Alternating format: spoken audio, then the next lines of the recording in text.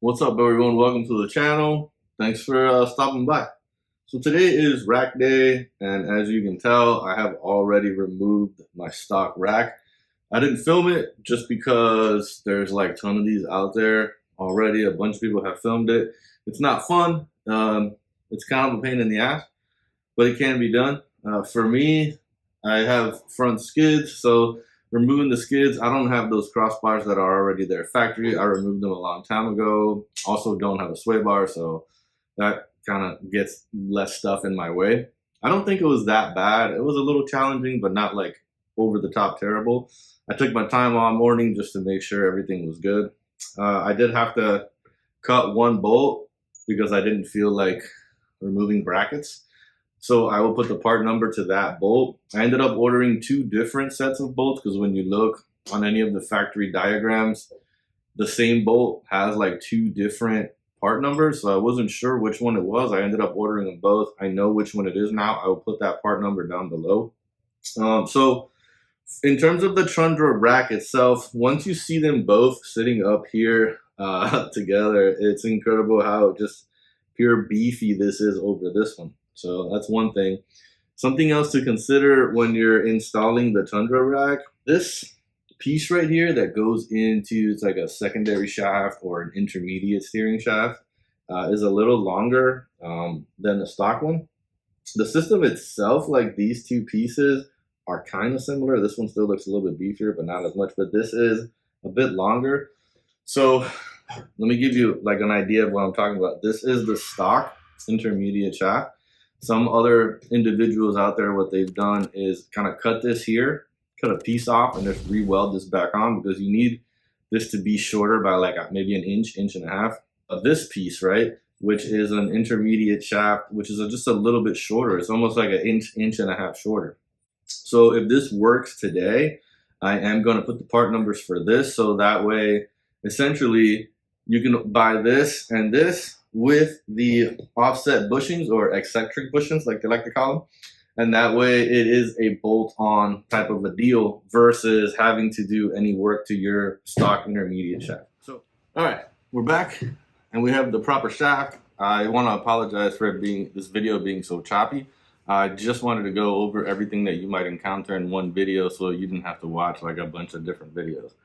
So essentially, the one that I had showed you originally that was sitting next to the stock one is this right here. I will put this part number up in case you still want to try this. This is about the length that you need. This is about 13.59, so you anywhere around 13 and a half. This one right now, since I had this one on, it let me pop it on and take it off without removing or loosening the rack, which is really nice. I wasn't sure if it was going to let me do it. It let me do it, so that worked out well. And the main issue is right in here. I'm going to get you up close, is where it was scraping up on the frame. So here is what was done to a regular stock shaft. It was cut, right? This ribbed section was removed, and this is just a solid stock. This piece was welded back on. The joint is welded back on. Now this will clear the frame. That being said, this is the way that I'm choosing to do this, all right? You don't have to do it like this. You can run this one if you're not gonna wheel too crazy. So with this shaft, or with a shaft like this, with the rib section, if you wheel pretty hard, your frame is gonna flex pretty good and it's gonna gouge into the frame pretty hard. So once he gets pretty hard into the rocks, it was rubbing on the frame pretty hard, almost like kind of gouging the frame and making it a little hard to turn. So it's something that you would have to decide to deal with. This does have a purpose. I want to make sure you all know this is hollow. And it's there just in case you ever get into a collision where this gets hit. This is going to collapse on itself, right? Obviously, this is not collapsing. I mean, there's more room in the shaft. Just know that that rib section is here for a purpose. Also know that if you just plan on shaving this down a little bit, understand that this is hollow. So you're only going to be able to shave down so much, which might not be enough when you get it out into the rocks. That I can't tell you. You could also notch the frame a little bit. I would rather not do that. I'm just going to run this one. And if you set them up, the way that you would do this, you can kind of set it up.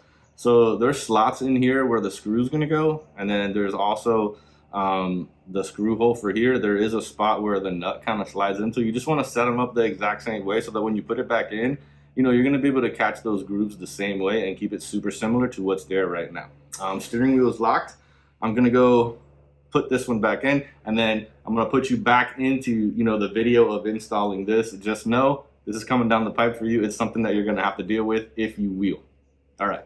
I would recommend too, I already talked about the bolt that's broken. I do recommend, a lot of people aren't going to have a size 17 mil line wrench, or yeah, I think they call it line wrench.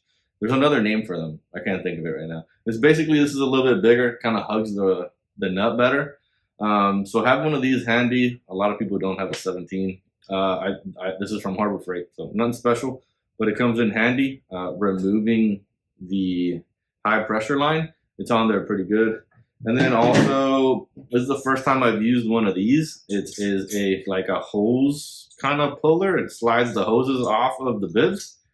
I thought it was super gimmicky when I saw it, but I love this, and I'm mad that I haven't had one of these for like 20 years. So, because, you know, essentially for the 3rd gen, us people, we're going to have to change the oil because you have to remove your oil filter just to create some room in there. 2nd gens, you don't have to do that, which is really nice. So for us, you're removing the oil filter, so plan on changing your oil. I would also recommend that you flush out your power steering fluid, like get all the old shit out, put new shit in, and then flush the new shit out too. And that way, when you put the rack in, it's getting like nice, fresh, new fluid. So you're gonna be dealing with that. I'm pretty much like, I think that we're pretty good. I do recommend that you're gonna have at least 1 or 2 flapper discs, because the mounts, the stock mounts, are kind of raised up a little bit, and since this is so much bigger and fatter, it might just help out a little for you to grind them down, the bungs, where they're welded in. But I'll show you that when we get into the truck, because that's the first thing we're going to do, is get in there and try to grind them down. What else can I think of? That's it. I mean, just prepare, man. It's going to be a long day. I should also recommend, you want to make sure that you center your rack. There's like a bunch of different ways to do it. You can go side to side, count, divide. You can draw lines on one side and then take it to the other side, draw a line, and then come back in the center of those 2 lines, which is, I like to do them both. I should also say that with this rack, you can also do like heims on the end of this. I didn't do that. I'm going to stay with my stock tie rods with the Warfab tie rod sleeves. We're going to leave that for now. If I didn't already have gusseted spindles, I might have just gone all out and done the gusseted spindles, because a different set of gusseted spindles, because you have to also then add gussets for the heims. So we're going to stay stock for now in terms of the tie rod ends. So let's see how bad this is to get in. I'm going to set you up and show you the bungs that we need to grind down and just start grinding. All right, guys. So these are the 2 bungs in the cradle here that I'm talking about. So this one right here, the front one, sorry, I've got this with one hand here. I'm trying to hold the camera and do this while I'm all awkward and shit. This bung right here in the front, that's for diff mount. And then the one in the back here is going to be for your steering rack. So this is the one that we want to shave down. I do recommend, like, look, man, I don't trust myself. This is an ADD connection right here for your 4-wheel drive. So I'm just gonna come in, put a piece of 2x4 right there. So I don't want to hit that, man. I don't want to screw anything up. Depending on the size of your grinder, there's like no good way to get this in here. The best way is through the opening of the cradle where the steering comes out of. I'll fix this in a second just to get that in there, right? But right through here is the best way to come in with the grinder. So just be careful. You do got some lines lying around. Take your time here. Don't go nuts. Let me see if I can set up the camera so we can get this done.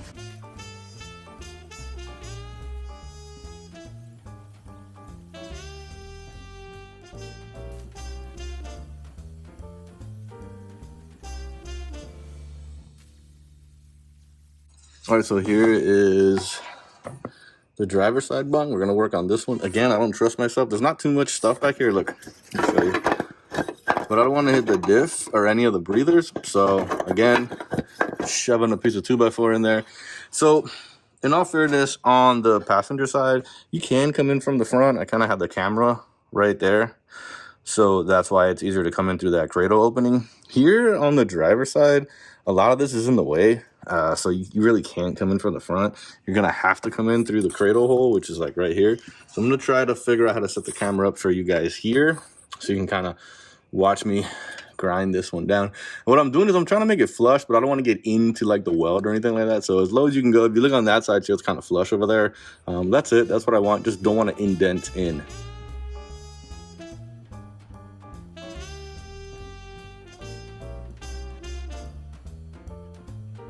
Just watch me grind everything down. I took a second. I cleaned everything up. A little bit of spray paint. Just got the intermediate shaft in, which was no big deal. 2 bolts. I'll show you. Those 2 bolts right there. Shaft went right in. It kind of slid in. If for whatever reason it gives you a little bit of a hard time putting it in, I didn't have to bang mine. Honestly, I just kind of shimmied a little bit. It caught the grooves, slid right in, so no issues there. Everything is sitting there. I'm gonna set you guys up just to watch me do my best to try to get this racking. So we'll see how that goes. The only thing that I'm kind of concerned about is the eccentric bushings. They kind of will spin in the rack. They're not pushed all the way in yet because it's almost like I got to get the rack in the truck and then figure out exactly where they need to go. So I'm gonna figure all that out here in a second. So here's a good starting point. You can use this as a reference as to where the bushings are going to end up and where the bolts kind of need to be. It's also a good idea once you have the stock rack out, put it on top of the new Tundra Rack, run some dowels or long punches through them. That way you can kind of line the bushings up with the stock holes just to make it a little easier. I did not do that, which made it worse for me. Thought about this after the install was done. I just left this in here because I wanted you guys to see that it definitely didn't fit for me without moving the engine up, but I didn't want to edit all this out. It took some time, a little bit of back and forth, and a lot of thinking through this, so I wanted you guys to be able to see this. What you see me doing here when I get up is I'm actually loosening the bolts for the motor mounts. This is the nut on the passenger side. You're going to do the same thing on the driver's side. They look very similar, but my rack would not go in until I loosen that a couple turns. I want to say like maybe 5 or 6 turns. Don't take it all the way off. Just loosen them on both sides and lift the engine up a little bit. Alright, so this is going to be real difficult to film, but what I'm trying to do is I'm going to raise this up a little here. So I already have it loose. I'm going to lift up the rack a little. See, I got some room there to lift up. I'm going to grab that bushing and I'm going to try to spin it, right? And what I'm going to end up doing is spin that bushing just a tiny little bit, and I'm going to spin it to go. So I want the bushing from my end here, right? Let me see if I could explain this because this is tough. I'm going to grab the bushing with this. This is what makes it difficult, right? I'm going to grab the bushing and I'm going to turn the bushing just a little bit towards the passenger, right? So check this out. When you turn it towards the passenger from the front of the vehicle, the bolt is going to go towards the driver, and that will in turn push the rack because it's going to spin in that hole. It's going to push the rack towards the passenger is where I'm guessing. So I'm going to turn towards the passenger. The bolt is going to move to the driver, but that will move the rack to the passenger side. I hope that makes sense. I know it's a pain in the ass, but that's what I'm struggling with right now just to get that over, but just be prepared. This is what you're going to have to do to get this in there just right. So I'll leave the camera on while I'm doing this, but there isn't really much that you're going to be able to see, so it's kind of tight in there. So no way around it here, guys. You're going to see me going back and forth, just trying to fine tune as best I can. I mean, if I had a lift and I could do this standing up, it'd be amazing, but being on the ground, you know, trying to lift the rack up a little bit just to grab that bushing, it was tough. A lot of back and forth, but it can be done. Right about there is the best I'm gonna be able to get. I really can't get too much more. So we're gonna leave that there. I'm gonna bolt everything down, see what it looks, see if it looks any bit better. That's about as much as I'm gonna be able to get right here with this. So when we bolt this down, I'll be right back. So guys, I wanted to give you a chance to see the clearance with the aftermarket intermediate shaft, and that's what we're looking at now. So this is the aftermarket one that fits lengthwise. So you can see right here, we're clear. We don't really have a lot of issues here. But if you follow up, and this one might be a little difficult to get the light right on it. If you follow up about right there, you can see where it, oh, there's a good one. Right where it's just touching the frame right there. You can see where it started to kind of move the paint off of that shaft.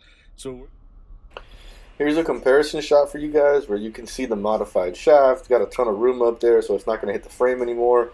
Still got a ton of room down by the joint, so we're looking good, and modified shaft is going to work perfectly.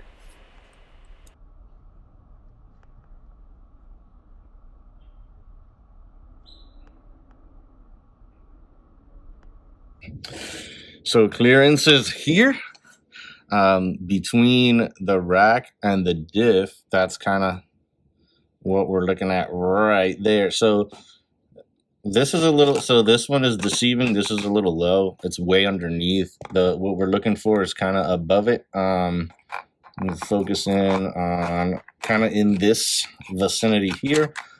You have clearance. So over here we have clearance. Everywhere else we're pretty good. If you look right there, that gives you the clearance between the rack and the RCV, because the RCV is much bigger than the stock one. So it still looks like we got a good amount of clearance there, no issues there. All right, folks, so to wrap on the rack, it's in, it's done, it's got the clearance. I just got done putting in RCV, so it's been a couple days now. I took a little bit of a break, came back. I wanted to get the RCVs in. I'm gonna put a photo here so you can see the clearance between the rack and where the pinion is on the rack to where the actual RCV is. They're a lot bigger than stock. I'll put a picture of the stock versus RCVs also, so you can see that difference. So it cleared those and I'm good. I hope it made sense with the bushings on, you know, having to turn them and move them to line them up, but clearances are good. Everything seems to be okay. My steering wheel right now is jacked, but we're going to take it up to get an alignment, and you know, I'm gonna talk to them and let them know every time I got a place that I just let them know, hey man, this is what I did, this is what's going on. I'm honest and I'm upfront. I'm like, I did this, this, and this. They'll take a look at it. We'll kind of hash it out. We'll talk it out, and we'll figure out the best way to do it. The steering wheel is like, I would say, less than a quarter turn towards the passenger, so we got to bring that back a little. And then the toe was a little bit off. I played with it a little yesterday to get it, you know, kind of close where we can at least drive it. But that's that. I just did want to say, I want to make sure you guys understand, like, sometimes with these videos, I can't really show how difficult and what a pain in the ass it was. I spent a lot of time trying to get it in without lifting the engine. It's not going to happen. Lift the engine up. In fact, I would say if you lift the engine up a little bit, it's easier to get the stock one out too. So get that engine lifted up. Follow the templates. If you have dowels and punches to line those up, use that as well. I got to say, huge shout out to Basic Biker. He's the one that did this rack, did all the work on the fab on the rack. I'm going to put a link down below. He's got a video of what they actually do to a Tundra Rack, so I'm going to link that down below for you guys if you want to watch it. If you have any questions, or if there's any things that I didn't discuss in the video, please let me know. Before I forget, I never said in the video as well, make sure to lock your steering wheel. So when I originally did all this and I removed the rack, I normally just do like old school towing wise. I put the seat belt through the steering wheel and I buckle the seat belt, and it'll kind of help lock it in place. But yeah, so we got the bushings are gonna be some work to get just right. Then you have to grind down the bungs. You also have the intermediate shaft. I'm gonna put a link to that. I'm just kind of going over in my head everything, but I think that's it. I hope that showed some of the process. Just know it wasn't easy, guys. It took some work. So yeah, if you have anything about the rack, definitely let me know below. I really appreciate you guys. You guys be good. Stay safe out there.